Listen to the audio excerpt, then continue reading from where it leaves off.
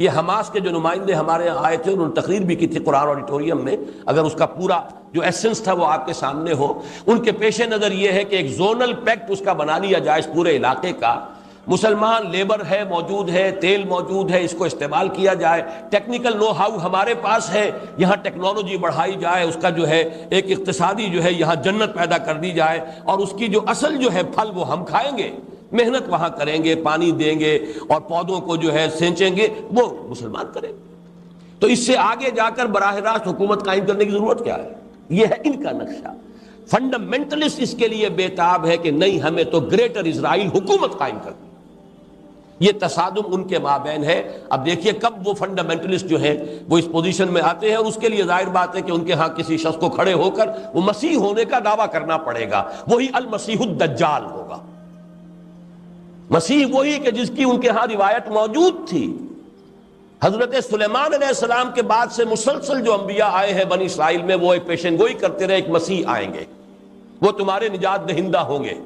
وہ مسیح آ گئے، حضرت مسیح علیہ السلام، انہوں نے رد کر دیا، مرتد قرار دیا، پھانسی پر چڑھوا دیا، اپنے بس پڑتے اللہ نے جو کیا وہ اللہ کا معاملہ، لہذا وہ پوزیشن از ویکنٹ، ابھی وہ جگہ خالی ہے نا، اسامی خالی ہے۔ اس خالی اسامی کو پر کرنے کے لیے کوئی یہودی فنڈامنٹلسٹ کھڑا ہو جائے گا، میں ہوں مسیحا اور میں تو اب قائم کروں گا اسرائیل، کم وقت میں۔ یہ صرف جو ہے اقتصادی استحصال کافی نہیں ہے، ہماری باقاعدہ حکومت قائم ہونی چاہیے نیل سے فرات تک۔ یہ ان کا ایک خواب ہے۔ بہرحال یہ بھٹی وہاں دہکنے والی ہے، اور اس بھٹی ہی کا دوسرا حصہ وہ ہے جو بوسنیا سے شروع ہو چکا ہے۔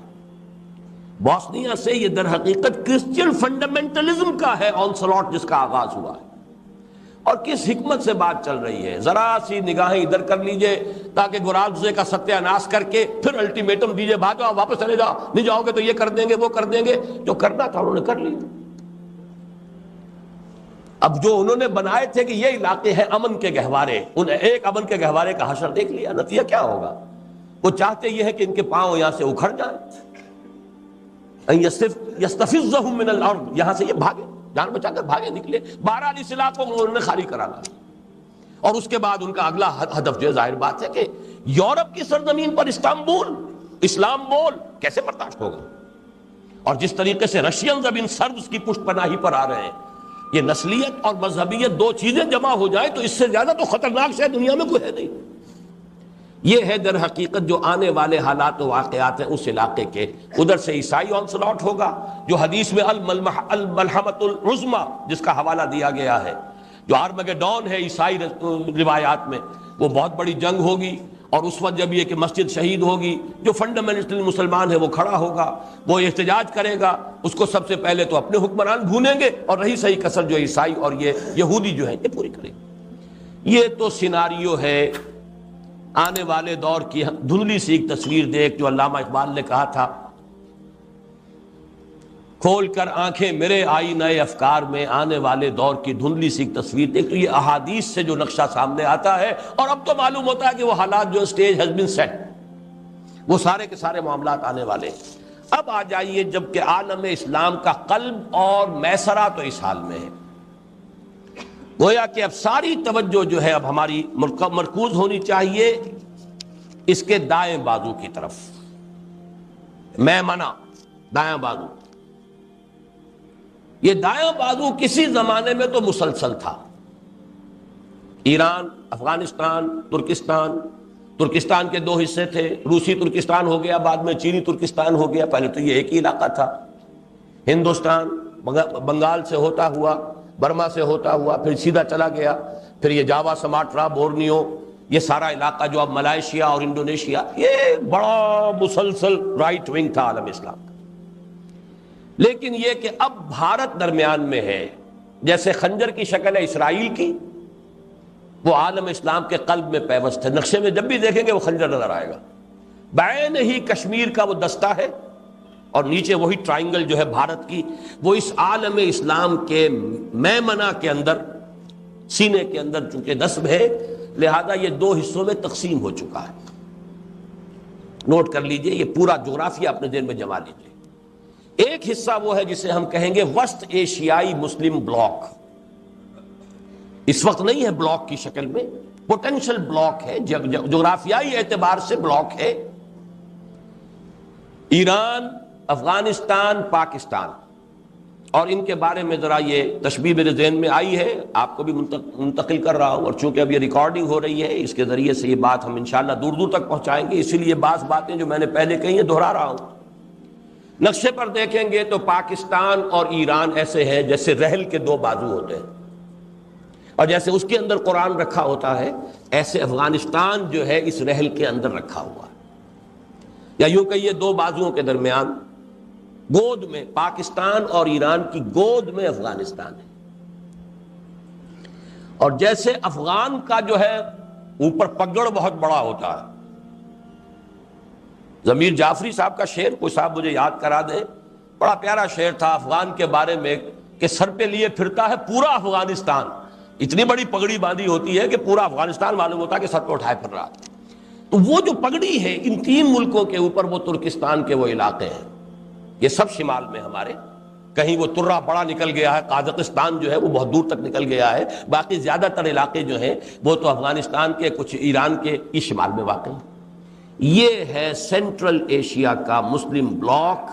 جغرافیائی طور پر تو اب بھی بلاک ہے، ویسے بلاک کی شکل میں نہیں ہے، لیکن ایک پوٹینشل بلاک کی حیثیت رکھتا ہے.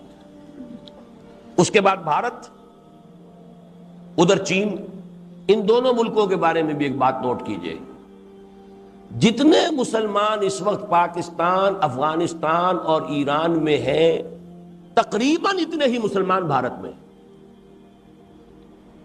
وہ ہے مائنورٹی، تعداد گنیے ذرا ان کی، اس لیے کہ وہاں کے لوگ کہتے ہیں کہ 20 کروڑ سے کم ہم نہیں، 18 سے تو لازماً کم نہیں. تو گن لیجئے ایران، افغانستان، پاکستان. اور جتنے مسلمان اس روسی ترکستان کے علاقے کے اندر آباد ہیں اتنا ہی مسلمان تقریباً چینی ترکستان کے اندر آباد ہیں. تو یہ ایک تو ہے وہ بلاک، ان چار حصوں کا کہیے، ویسے ممالک تو کئی بن جائیں گے، یہ ترکستانی ریاستیں تعداد میں تو کئی ہیں، لیکن چار سمجھیے، ایران، افغانستان، پاکستان اور روسی ترکستان، یہ ایک بلاک ہے. ساتھ جو علاقہ ہے بھارت، اس میں 15 کروڑ، 18 کروڑ یا 20 کروڑ مسلمان، ادھر تقریباً 7 کروڑ لگ بھگ جو ہیں وہ چینی ترکستان کے اندر.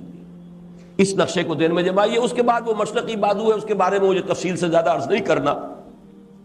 اس میں انڈونیشیا ہے، کہا یہ جاتا ہے کہ پوری دنیا میں مسلمان آبادی کا سب سے بڑا ملک. اس کو عیسائیت نے اس طرح ٹارگٹ کیا ہے، اتنے بڑے پیمانے پر مشنری ایکٹیویٹی ان کی ہے، اور اتنے بڑے پیمانے پر کنورشن ہو رہی ہے، اور حکومت کی سطح پر اتنا تعاون ہے عیسائیوں کے ساتھ. مسلم فنڈامنٹلزم کو کرب کیا جاتا ہے کہ سنگ و خشت مقید ہے اور سگ آزاد، اور ساری سرکاری مشینری جو ہے وہ عیسائی مشنریز کو وہاں پر سپورٹ کرتی ہے. ان کا دعویٰ یہ ہے کہ اگلی صدی کے ربع اول کے اندر اندر عیسائی مشنری، باقاعدہ ان کے یہ ریٹن کلیمز ہیں، ہم انڈونیشیا کو خالص عیسائی ملک بنا لیں گے. ہوگا کیا یہ تو اللہ جانتا ہے، لیکن یہ کہ دعویٰ ان کا ہے. ملائیشیا ہے، بڑا اچھا ملک ہے، بڑے صاف ستھرے لوگ ہیں، سیدھے، لیکن یہ کہ ایک تو چھوٹا ملک، کوئی حیثیت نہیں. دوسرے یہ کہ وہاں چینی جو ہے مائنورٹی بڑی ایکٹیو ہے. اس کے بعد بنگلہ دیش ہے، بہرحال وہ ہمارا ہی جسم کا ایک حصہ ہے سابق. وہاں پر بھی جو سیکولرزم ہے اس کا تقریباً فیصلہ کن غلبہ ابھی ہے، واللہ عالم. لیکن یہ کہ بیچ میں بھارت ہے، اس لیے اصل جو میں سمجھتا ہوں کہ وہ یہ جو پوٹینشل جو ہے وسط ایشیائی مسلم بلاک، یہ ہے کہ جس پر ہماری توجہ کو مرکوز ہونا چاہیے. اس میں خاص طور پر 2 حدیثیں جو میں نے اس سے پہلے کئی مرتبہ نوٹ کرائی، آج پھر نوٹ کر لیجیے.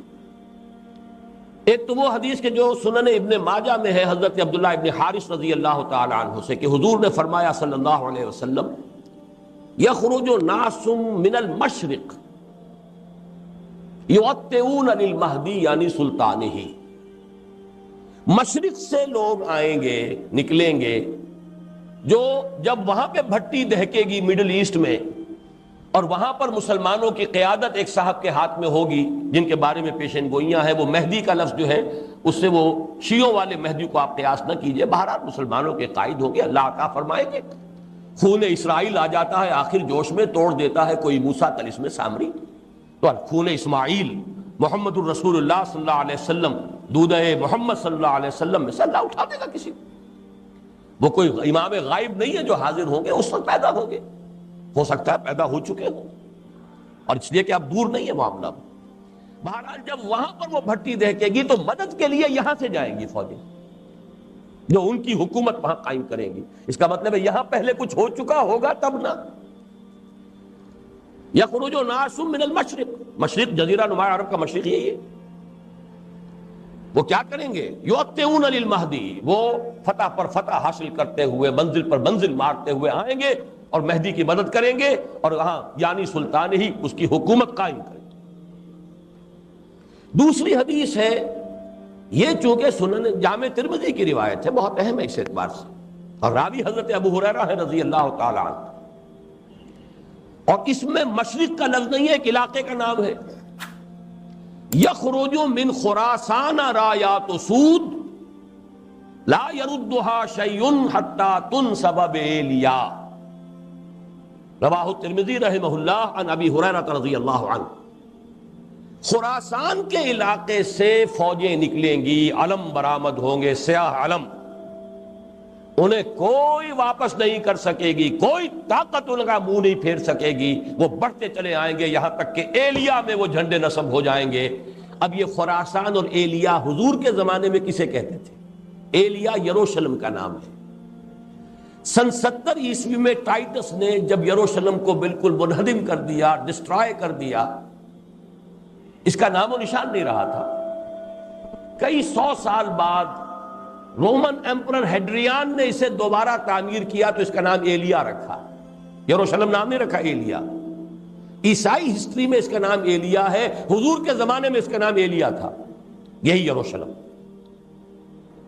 اور نمبر 2، خراسان کا علاقہ حضور کے زمانے میں وہ ہے جو میں نے ابھی جو آپ کو یہ مشرقی وسطی کا مسلم بلاک، مشرقی ایشیا کا مسلم بلاک جو بتایا ہے، اس کا قلب جو ہے وہ خراسان ہے حضور کے زمانے کا۔ پورا افغانستان اور کچھ علاقے پاکستان کے، افغانستان اور ایران کے اور ترکستان کے، یہ علاقہ حضور کے زمانے میں خراسان کہلاتا تھا۔ ان دونوں حدیثوں کے حوالے سے اب بات یوں سمجھیے کہ اس وقت کا جو بھی نقشہ سامنے موجود ہے اسے بھی دیکھ لیجیے، اور حضور صلی اللہ علیہ وسلم کے فرمودات کا آئینہ جو ہے اس میں جس حقیقت کا انعکاس ہو رہا ہے، متفق گردید روئے بو علی بارائے بن، بات تو ایک ہو گئی۔ اس پر جو مرکوز کیجئے اپنی توجہ کو، تو جو حقائق سامنے آتے ہیں، وقت کم ہو رہا ہے تو میں جلدی ذرا کروں گا۔ ان میں سے نمبر 1 ایران ہے۔ اگر ہم چلتے ہیں عرب سے مشرق کی طرف تو ایران ایک اعتبار سے یہ بازی لے گیا ہے پورے عالم اسلام پر۔ ان کے مذہبی عقائد، ان کی فقہ سے ہمیں جو اختلاف ہے وہ ہے اپنی جگہ پر ہے، آپ کو معلوم ہے، میرے بارے میں کسی کو اشتباہ نہیں ہو سکتا اس اعتبار سے۔ میری جس درجے دشمنی رکھی گئی ہے، جس طرح میرے سر کا جو ہے مطالبہ ہوتا تھا، 2 ہی آدمی تھے پاکستان میں کہ جن کے سر مانگے گئے، ایک کراچی کے وہ شاہ بلیغ الدین صاحب اور ایک نے، تو اس حوالے سے وہ اپنی جگہ پر اختلاف ہے، لیکن اس حقیقت کا اعتراف کیے بغیر نہیں رہا جا سکتا، پورے عالم اسلام میں یہ واحد مسلمان ملک ہے جس نے بہرحال اپنی شریعت، اپنے عقائد کے مطابق ایک مذہبی انقلاب برپا کیا، اور پورے عالم اسلام میں مذہبی سطح پر، حکومت کی سطح پر فنڈامنٹلسٹ صرف ایک ملک ہے، یا دوسرا جو ہے تھوڑا سا وہ ہے سوڈان، لیکن اس کی اہمیت اس لیے نہیں کہ وہ کسی عوامی انقلاب سے نہیں بنا، بلکہ وہ تو ایک فوجی انقلاب سے شکل بنی ہے جو بھی بنی ہے۔ اللہ کرے اس میں استقامت ہو، اس سے یقینی کوئی نتیجہ برآمد ہو جائے، خبریں بھی اچھی آ رہی ہیں، لیکن میں تو دنیا کا جو پرسپیکٹو ہے اس کے حوالے سے عرض کر رہا ہوں کہ اس پہلو سے ایران ان کا ٹارگٹ ہے، ٹارگٹ نمبر 1 ایک خاص اعتبار سے۔ ٹارگٹ نمبر 1 ایک دوسرے اعتبار سے ہم ہیں، وہ میں بعد میں عرض کروں گا۔ چونکہ حکومت کی سطح پر فنڈامنٹلزم ہے، اور وہ آیا ہے ایک عوامی انقلاب کے نتیجے میں، پھر ان کے پاس تیل کی دولت ہے، اس کے خلاف اکنامک سینکشنز بھی ہو جائیں تو اگر لیبیا کھڑا ہو سکتا ہے تو بہرحال وہ بھی کھڑا ہو سکتا ہے، اور نقشہ وہ دنیا کو دکھا چکا ہے کہ لڑا دے ممولے کو شہباز، یہ نقشہ بھی اس نے دکھا دیا۔ یہ ہے ایران کا معاملہ۔ نمبر 2 پاکستان۔ پاکستان 400 برس کی تجدیدی مساعی کا امین ہے، امانت دار ہے۔ پورے ہندوستان میں مجدد الفسانی رحمت اللہ علیہ، شاہ ولی اللہ دہلوی رحمت اللہ علیہ، سید احمد بریلوی رحمت اللہ علیہ، ان کا جہاد، پھر اس 20ویں صدی عیسوی میں یا 14ویں صدی ہجری میں علامہ اقبال جیسا مفکر، مولانا مودودی جیسا مصنف، مولانا الیاس جیسا مبلغ، شیخ الہند جیسا مجاہد حریت، پورے عالم اسلام میں ان کا پیرلل کوئی موجود نہیں۔ یہ 400 سال کی تاریخ ہے، اس کی امانت، اور اس کے نتیجے میں یہاں کے مڈل کلاس میں فنڈامنٹلزم کا ایک نیوکلیس ہے، اگرچہ حکومت کی سطح پر کوئی پیش رفت نہیں ہو سکی آج تک، بلکہ اب تو پسپائی ہو رہی ہے، اب پیچھے ہٹ رہے ہیں۔ وہ ہمارے ان سیاسی جو بھی زعماء ہیں، جو جماعتیں ہیں، ان کی غلطی اور الیکشن ہی کو واحد میدان بنا کر اس کے اندر اپنا سارا وقت و توانائی اور قوتیں ضائع کر دینا، یہ ہے در حقیقت جس کا کہ یہ صدا مل رہی ہے کہ اس اعتبار سے تو پسپائی کی طرف ہے معاملہ، کسی پیش رفت کی طرف نہیں ہے۔ لیکن باہر والے تو دیکھتے ہیں نا کہ اندر کیا کچھ مواد موجود ہے۔ اگر مڈل کلاس میں وہ فنڈامنٹلزم کا بارود موجود ہے تو کسی بھی وقت اس کے اندر جو ہے وہ کوئی دھماکہ ہو سکتا ہے۔ دوسری بات جو ان کے لیے ایک اعتبار سے ٹارگٹ نمبر 1 ہمیں بنا رہی ہے، وہ ہمارا ایٹمک نو ہاؤ ہے، پورے عالم اسلام میں اور کسی کے پاس نہیں۔ اسلامی بم اگر بنے گا تو یہی بنے گا۔ یہ ہے مختلف اسباب جس کے بنا پر ایران اور پاکستان کو آپ بریکٹ کر لیجئے، یہ اس نیو ورلڈ آرڈر یا آج کی میری گفتگو کے حوالے سے یہودی اور عیسائی گٹھ جوڑ کا جو ٹارگٹ نمبر 1 ہے، ایک اعتبار سے ایران ہے، ایک اعتبار سے پاکستان ہے۔ افغانستان میں 10 لاکھ سے زیادہ جانیں دی جا چکی ہیں، جو بھی ہوا ہے، ہر طرح کے لوگ اس جہاد میں شامل تھے، پھر جو آپس کے اختلافات ہیں، اس جہاد فساد بن چکا ہے، لیکن اس سب کے باوجود نوٹ کر لیجئے یقیناً وہاں بہت سا خون نہایت خلوص کے ساتھ اور بہت سی جانیں نہایت اخلاص کے ساتھ دی گئی۔ ہو نہیں سکتا کہ یہ خون رنگ نہ لائے، اگرچہ سزا ہمیں مل رہی ہے اس غلطیوں کی جو کی گئی، تربیت کی طرف توجہ نہیں ہوئی، یا یہ کہ ایک امیر کے پیچھے جہاد نہیں کیا گیا۔ جہاد اسلامی کی شرط لازم ہے یہ ایک امیر کے اطاعت۔ ذرا سی خطا ہوئی تھی صحابہ کرام سے، 35 صحابہ سے غزوہ احد میں، اور وہ سزا اللہ نے دی ہے کہ 70 صحابہ شہید ہو گئے۔ تو اگر صحابہ کو سزا دی اللہ نے تو ہمیں کیوں نہیں دے گا؟ وہ سزا مل رہی ہے۔ بہرحال یہ سزا کا وقت ختم ہوگا، لیکن اس وقت جان لیجئے جو پوٹینشل ہے وہاں اسلام کے لیے، یہ یو این او کے پیٹ میں جو درد اٹھتا ہے، یہ مستری صاحب کوئی ہیں جو اس وقت پتہ نہیں کیا وہاں پر اپنا مستری پنا کر رہے ہیں۔ ظاہر بات ہے یو این او کا نمائندہ بطرس غالی کا نمائندہ آئے گا تو وہ تو اس آپس کے اختلافات کو اور بھڑکائے گا۔ ان کے اپنے مقاصد ہیں، وہ مدد دیتے ہیں تو کسی وجہ سے دیتے ہیں۔ اب پھر مروڑ اٹھتا ہے ان کے پیٹ درد میں، جو پیٹ کے اندر مروڑ اٹھا ہے کہ پھر مدد آنی چاہیے، اتنے کروڑ ڈالر جو ہے وہ ڈیمانڈ کی گئی ہے کہ مدد ہونی چاہیے۔ بہرحال کچھ نہ کچھ وہ اپنا اس خیر کا پردہ ہے، اسی کے اندر اپنے شر کے جو مذموم عزائم ہیں پورے کرتے ہیں۔ لیکن یہ کہ افغانستان کا مسئلہ یہ ہے، پاکستان اور ایران کے درمیان مفاہمت ہو جائے تو گود میں افغانستان رکھا ہے، پھر یہ کہ وہاں کا معاملہ بھی سلجھنے کا اور حل ہونے کا امکان زیادہ ہو جائے گا، اور اگر ان دونوں کے درمیان کے بھی کوئی مفاہمت نہیں ہوتی تو کوئی امکان نہیں۔ وہاں بھی آپ کو معلوم ہے جو مختلف فیکٹرز ہیں، ان میں سے ایک شیعہ سنی فیکٹر بھی ہے وہاں کے فساد کا۔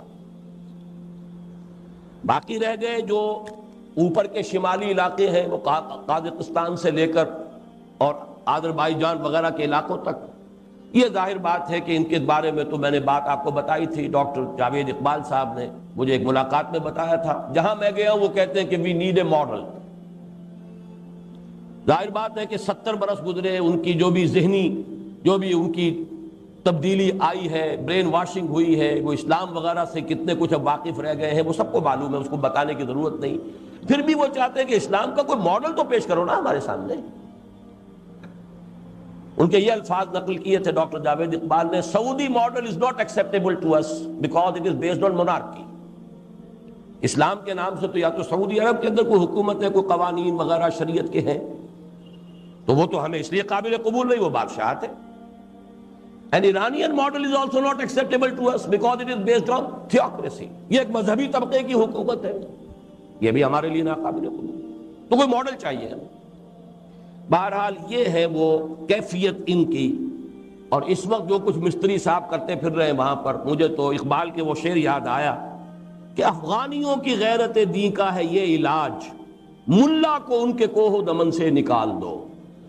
یہ جو بھی ابلیس کی جو بھی ہدایت تھی تو شاید وہی کچھ کر رہے ہوں کہ یہ جو بھی فنڈامنٹلسٹ ہیں ان سے کسی طریقے سے قیادت چھین کر، بہرحال اس میں جو بھی غلطیاں، خامیاں، کوتاہیاں خود ان کی ہیں وہ اپنی جگہ پر ہے. سارا الزام شیطان پر نہ ڈالیے، ہمارے اپنے کرتوت جو ہے وہ اپنی جگہ پر ہے. لیکن یہ کہ یہ ایک مختصر جائزہ ہے جو میں نے آپ کے سامنے رکھ دیا ہے. اس کے بعد مشرق میں چلیے. چین میں آپ کو بتا چکا ہوں. چین کے بارے میں البتہ چند اور حقائق میں آپ کو نوٹ کرا دینا چاہتا ہوں. نمبر 1، بہت بڑی طاقت ہے، بہت بڑی ایٹمک پاور ہے، اور اس نیو ورلڈ آرڈر کے لیے a hard nut to crack and a headache, ابھی تک وہ مسئلہ قائم ہے.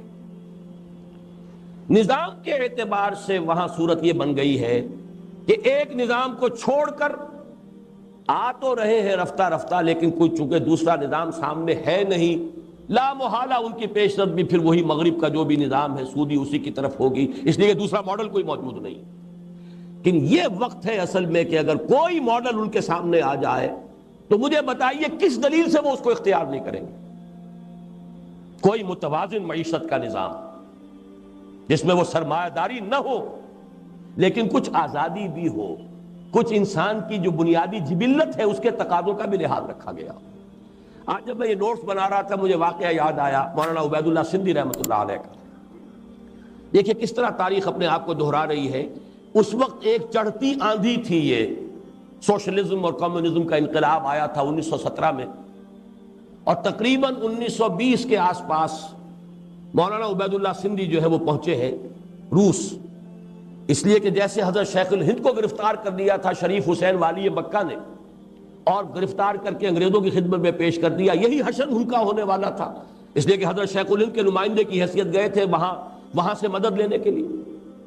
انہیں بر وقت اطلاع مل گئی، وہ روس کا بارڈر کراس کر کے روس کی طرف چلے گئے. ہندوستان میں تو آ نہیں سکتے تھے، وہ تو غدار تھے، باغی تھے، انگریز کے.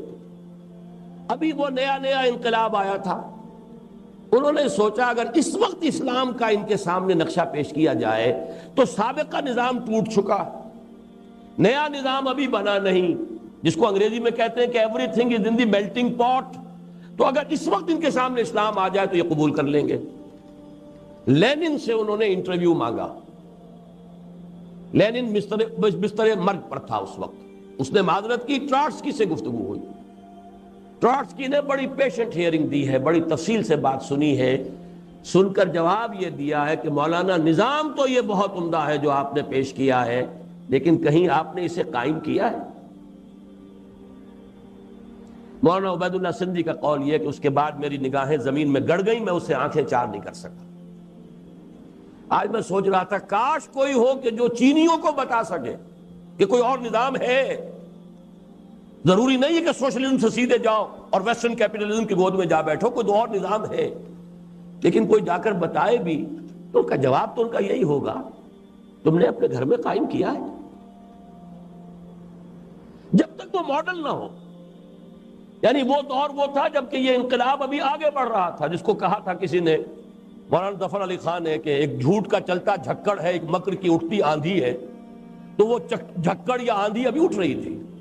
اس وقت وہ واقعہ ہوا. آج وہ معاملہ یہ ہے کہ کم سے کم رشیا تو خیر اس معاملے سے کہ وہ تو ویسٹ کی گود میں گیا، اس کا معاملہ جو ہے وہ بالکل اس مسئلے میں، لیکن مشرق میں چین کی ایک طاقت ایسی موجود ہے، ابھی وہ پسپائی کچھ کر رہی ہے رک کر، اگر اس وقت کہیں پیش ہو لیکن کوئی ماڈل سامنے آ جائے. اور اس کے حوالے سے میں آپ کو ایک واقعہ حال ہی میں میرے ساتھ پیش آیا بیان کرنا چاہتا ہوں. ایک کیپٹن شفقت اللہ صاحب ہیں جو فوج میں تھے، بہت سینئر آدمی، اور اس وقت پھر ان پر اسلامی جذبہ اتنا غالب ہوا کہ فوج کی سروس چھوڑ کر وہ مڈل ایسٹ میں رہ گئے، اور مفتی امین الحسینی کے ساتھ انہوں نے بہت وقت صرف کیا ہے. پچھلے دنوں اچانک وہ آئے ملاقات کے لیے، اور یہ ساتھی تھے جنرل فضل حق جو گورنر رہے ہیں، جو ضیاء الحق صاحب کے بھی ساتھیوں میں سے تھے اور گورنر رہے ہیں پھر صوبہ سرحد کے، ان کے ساتھیوں میں سے تھے.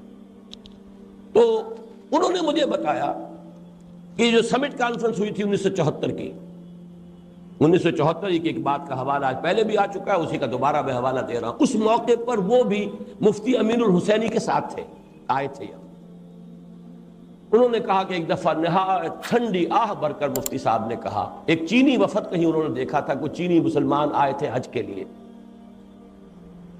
عالم اسلام سے تو میں بالکل مایوس ہو چکا ہوں، مجھے تو کوئی امید اب ہے تو ان سے۔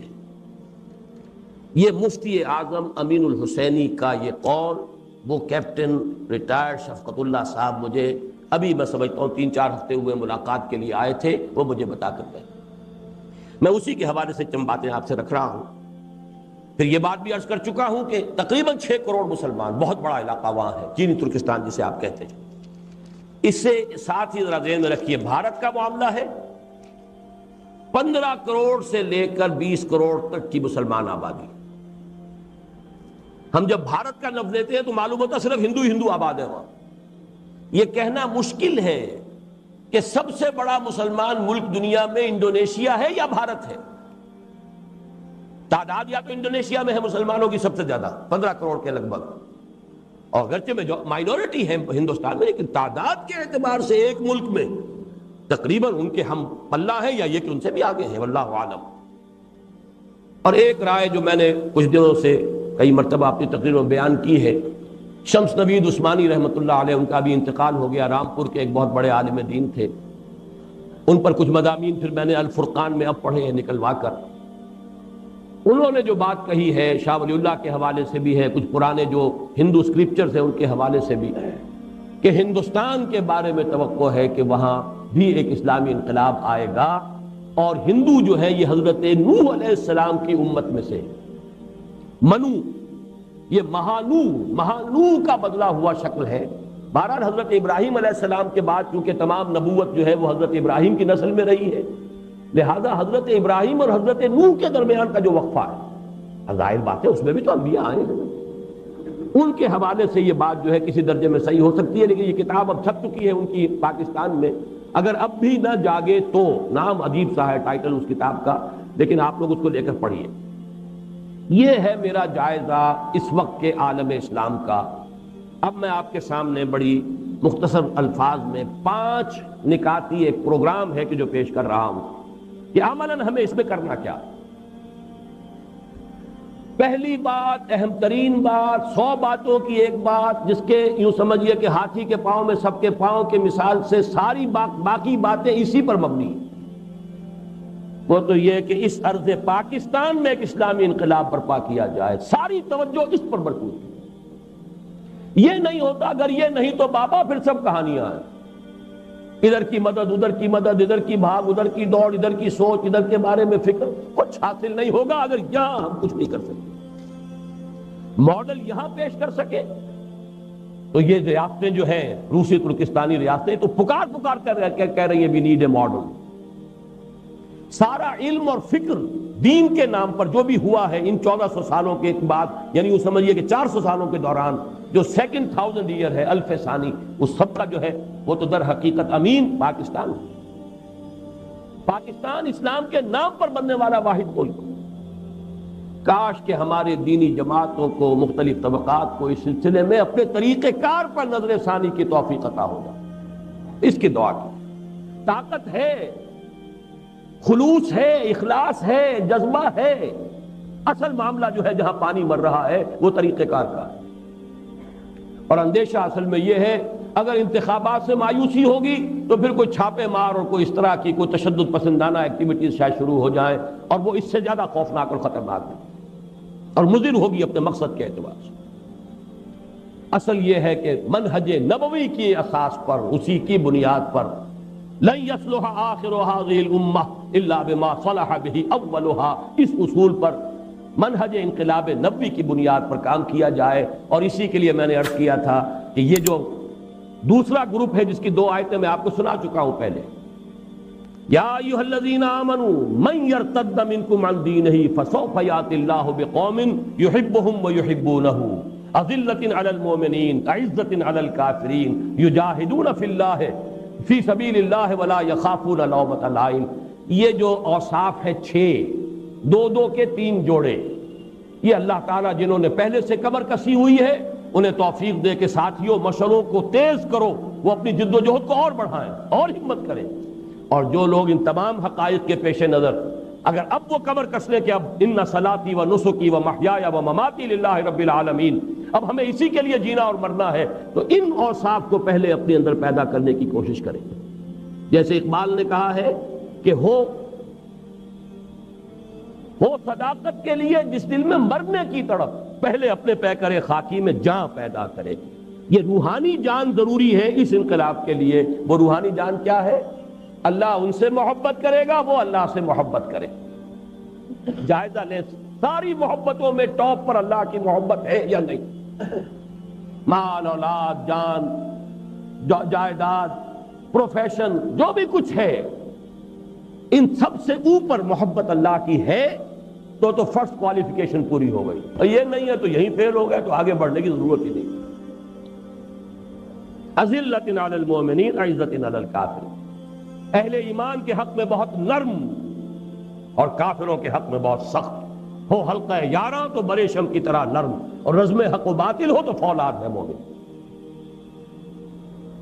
کل ہی شاید یہاں حدیث صبح بیان کی گئی, من احب للہ وابغض للہ واعطى للہ ومنع للہ فقد استکمل الایمان. محبت کرو تو صرف اللہ کے لیے محبت کرو. کسی سے دشمنی ہے تو اللہ کے لیے ہو, اپنی کسی ذات کی رنجش کی بنا پر نہ ہو. دین کے لیے ہو, بغض ہو, نفرت ہو, دین کی وجہ سے ہو. تعلق کا انقطاع ہو, دین کی وجہ سے ہو, مبارک ہے, لیکن اور کسی وجہ سے نہیں.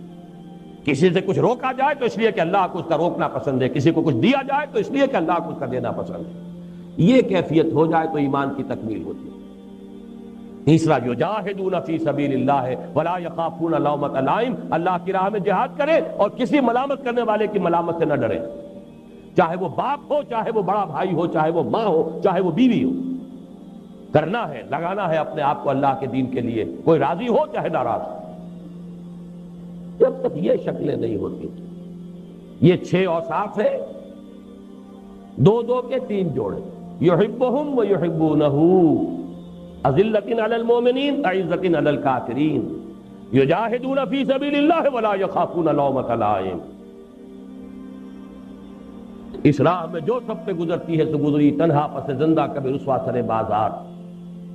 کرتے ہیں بہت شیخ سرے گوشے ممبر, اور گرجے ہیں بہت اہل حکم بر سر دربار.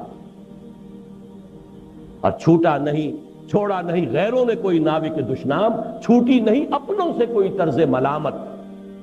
یہ ملامتیں کسی طرح کی بھی ہو, ناصحانہ ہو, خیر خواہانہ ہو, کسی ملامت کی کوئی پرواہ نہ ہو. انسان طے کر لے کہ ان صلاتی و نسکی و محیایا و مماتی للہ رب العالمین.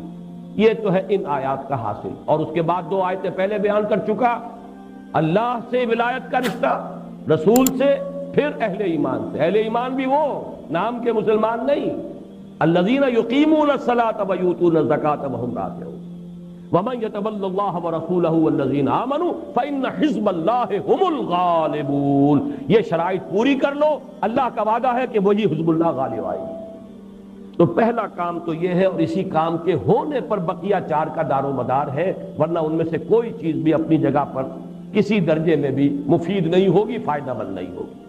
لیکن دوسری 4 چیزیں کیا ہیں؟ نمبر 1, وسط ایشیائی مسلم بلاک کی طرف پیش قدمی ہونی چاہیے. اس ضمن میں جو تجویز آئی ہے ایران کی, پازیٹیو ریسپانس ہونا چاہیے اس پر.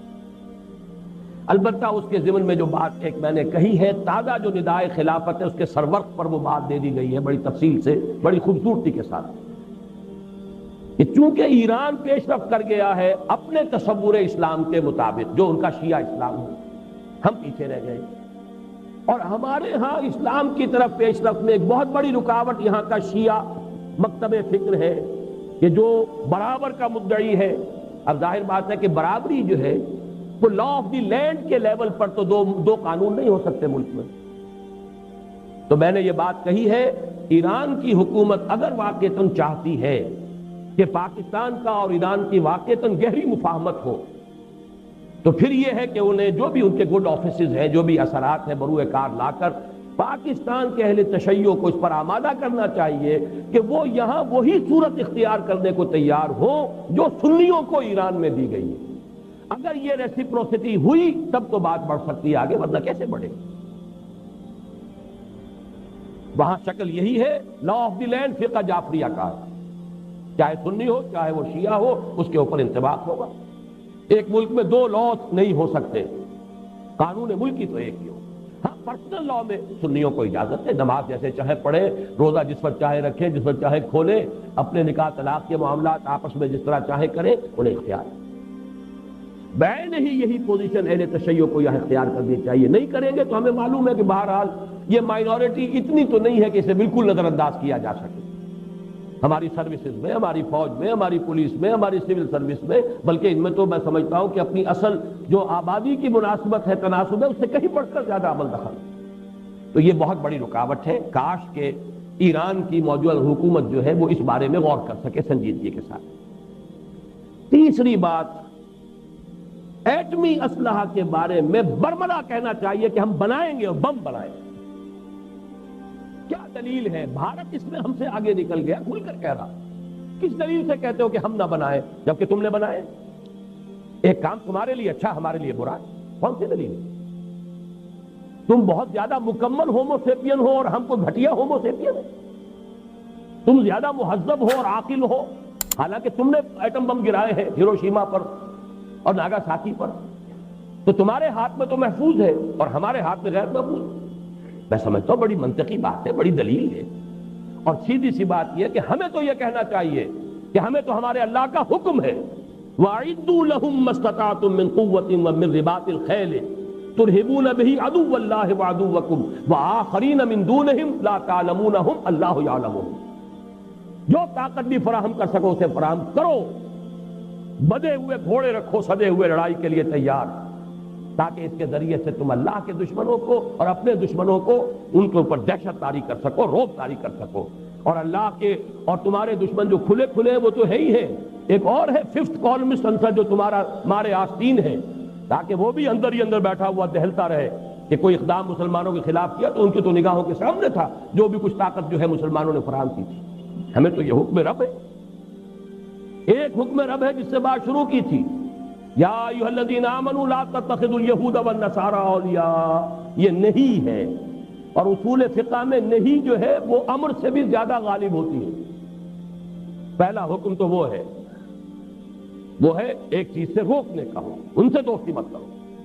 اس کے ساتھ نیو ورلڈ آرڈر کے ساتھ ان یہود اور عیسائیوں کے گٹھ جوڑ کے ساتھ کوئی مفاہمت مت کرو، نہ بھاگو اور دوڑو انہی کے پاس، انہی کی گود میں، اور انہی میں گھسنے کی کوشش کرو اور انہی سے تحفظ حاصل کرنے کی کوشش کرو۔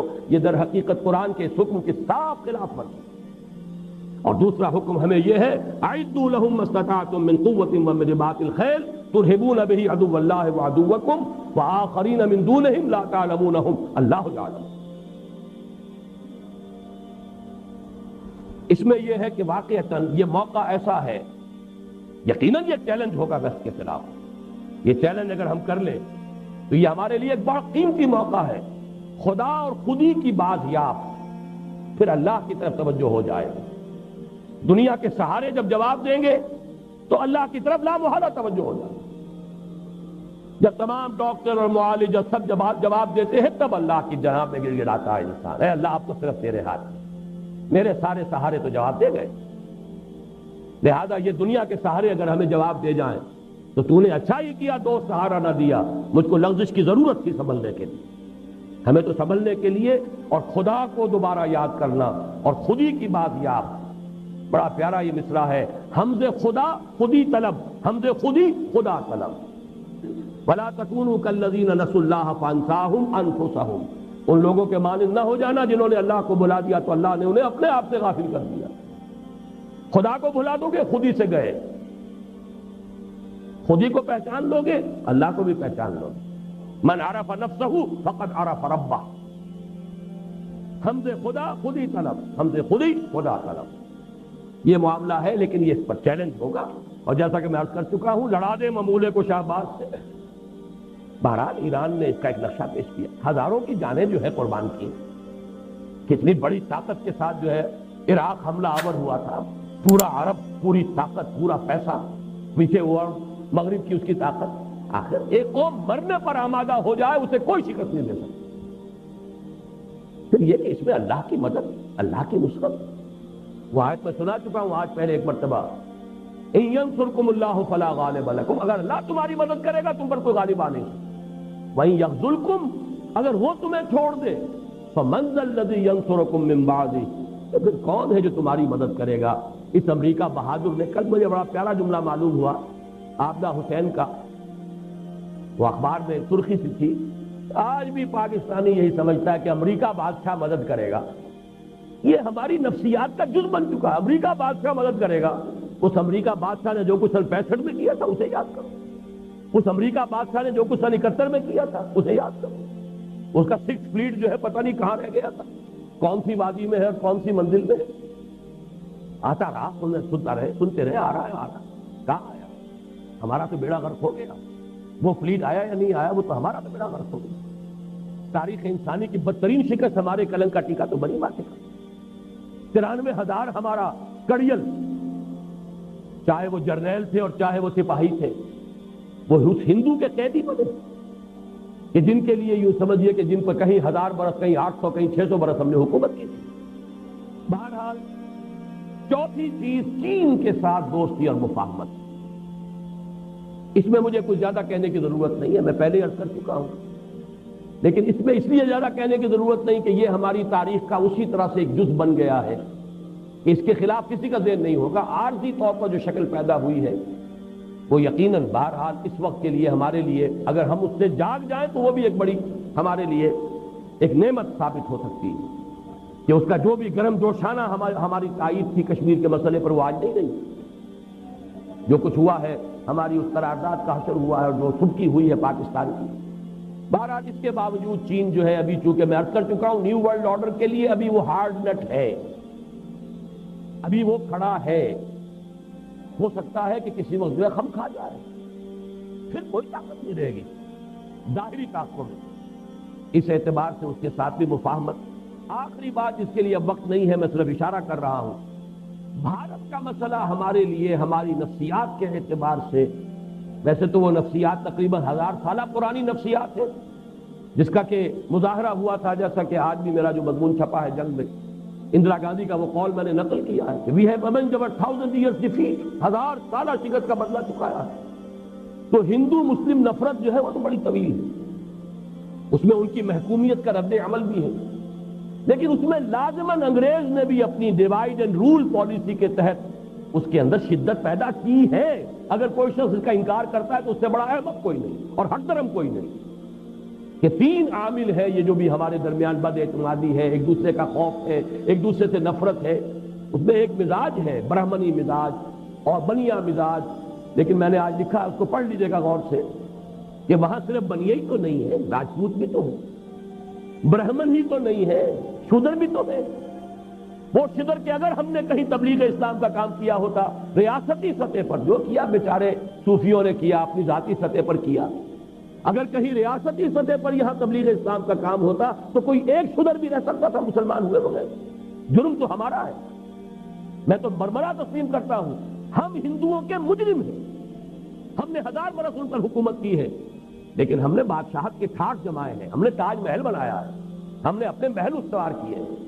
یہ حق کیا ہم نے، کام کیا بیچارے کچھ صوفیوں نے کیا ہے، سوکھی روٹی کھا کر اور نمک کے پانی سے روٹی کھا کے نگل کر جو کام کرتے رہے، چاہے وہ گن شکر ہو رحمۃ اللہ علیہ اور چاہے وہ معین الدین اجمیری ہو رحمۃ اللہ علیہ. ریاستی سطح پر کیا ہو. بہرحال اس جرم کی بھی ہمیں تلافی کرنی چاہیے. پھر وہاں 18 کروڑ کم سے کم، 15 میں تو شک ہی نہیں ہے، لیکن 18 کروڑ کے لگ بھگ مسلمان موجود ہیں. اردو زبان ہے جو وہاں کے کونے کونے میں سمجھی جاتی ہے، جو ہمارے لیے ایک ذریعہ بن سکتی ہے. اپنے خیالات کو اگر کوئی آپ کے پاس ہے پیش کر. غافل عمل کوئی اگر دفتر میں ہے، اگر پیغام خداوندی ہے تمہارے پاس، پیش کیوں نہیں کرتے؟ میں تو آپ کو ایک واقعہ سنا تو مجھے رونا آ گیا. بامبے میں مجھے ایک صاحب نے خط دکھایا جو مرہٹی زبان میں اب ترجمہ کر رہے ہیں قرآن مجید کا، کہ ایک بڑی ہائیلی ایجوکیٹڈ ہندو عورت کا خط آیا اور اس نے اس میں یہ لکھا، جب اس کے سامنے وہ قرآن کا ترجمہ آیا، آپ لوگ کہاں اس کتاب کو آج تک چھپا کر بیٹھے ہوئے تھے؟ مجرم تو ہمیں.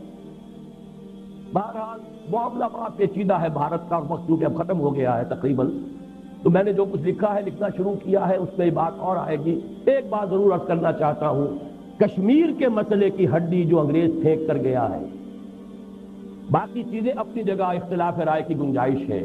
جو بے ایمانی ریڈ کلف نے کی تھی، جس کی وجہ سے کشمیر کی یہ ہڈی پھنسی ہے، جس کی وجہ سے ہماری جنگیں ہو چکی ہیں، جس کی وجہ سے کوئی مفاہمت نہیں ہو سکتی، اس کے بارے میں تو کوئی شک نہیں کہ یہ انگریز کا پیدا کردہ اس کی بے ایمانی اور اس کی خیانت کا در حقیقت شاہکار ہے. اس کے لیے بھی ہم یہی چاہیں، وہی میر کا وہ شعر اگرچہ پڑھنا نہیں میں چاہتا کہ جس کے سبب بیمار ہوئے، اب ہم چاہتے وہی UN وہی امریکہ ہمارا کشمیر کا مسئلہ حل کر دے. ہوگا یہی، وہ بندر بہادر سب کھا جائے گا اور ہندوستان اور بھارت دو بلیوں کی طرح بیٹھتے ہوئے منہ دیکھتے رہ جائیں گے. اور ایک نیا اسرائیل قلب ایشیا میں، وہ تو جانتے ہیں جو کچھ قوتیں یہاں پر برسر کار ہیں، انہیں معلوم ہے انہیں کنٹینمنٹ آف چائنا کا ایک نیا جو ہے اب منصوبہ جو ہے شروع کرنا پڑے گا. لہذا انہیں تو کوئی بیس چاہیے. ایک اسرائیل انہوں نے ویسٹ ایشیا کے اندر خنجر جو ہے عالم عرب کے قلب میں گاڑا ہے، اور دوسرا اسرائیل انہیں ویسٹ ایشیا کے اندر چاہیے. اور وہ اگر ہوگا یہی معاملہ، اگر یہ UNO یا امریکہ کی کسی میڈییشن کے ذریعے ہوا تو ہوگا آزاد ہوگا یہ، اور یہ امریکہ کا اڈا بن جائے. باہمی مفاہمت کی کوئی شکل ہو، ایران اور چین کے کچھ گڈ آفیسز کو بروئے کار لا کر اس مسئلے کو حل کرنے کی کوشش کی جائے، ورنہ کسی کے ہاتھ پلے کچھ نہیں آئے گا، اور سارا کچھ معاملہ جو ہے یہی نیو ورلڈ آرڈر کی اسکیم جو ہے اسی کی پروموشن کے لیے ایک بہت بڑا مرکز بن جائے. بہرحال 4 باتیں میں نے عرض کی ہیں. نمبر 1، وسط ایشیائی مسلم بلاک کی طرف پیش رفت. نمبر 2، ایٹمی اسلحہ کی تیاری کا اعلانیہ عزم. چین کے ساتھ دوستی اور مفاہمت. بھارت کے ساتھ کشمیر کے مسئلے کو حل کرنے کے لیے کوئی بائی لیٹرل نیگوسیشن جس میں کہ چائنا اور ایران کے گڈ آفیسز کو استعمال کیا جائے. ہرگز یہ امریکہ یا UNO کے ذریعے اس مسئلے کے کسی حل کے بارے میں کوئی پیش رفت نہ کی جائے. لیکن یہ چاروں بھی ثانوی ہے. اصل شے وہ ہے اس ملک میں اسلامی انقلاب برپا کیا جائے، تب تو یہ چاروں چیزیں ثانوی طور پر بہت بڑی طاقت بن جائیں گی. لیکن اگر جو جڑ اور بنیاد ہے وہی ہم نہیں کر پاتے تو پھر ان چیزوں کی اہمیت جو ہے وہ پھر میرے نزدیک ثانوی ہے. اقول قولی ھذا واستغفر اللہ لی ولکم ولسائر المسلمین والمسلمات.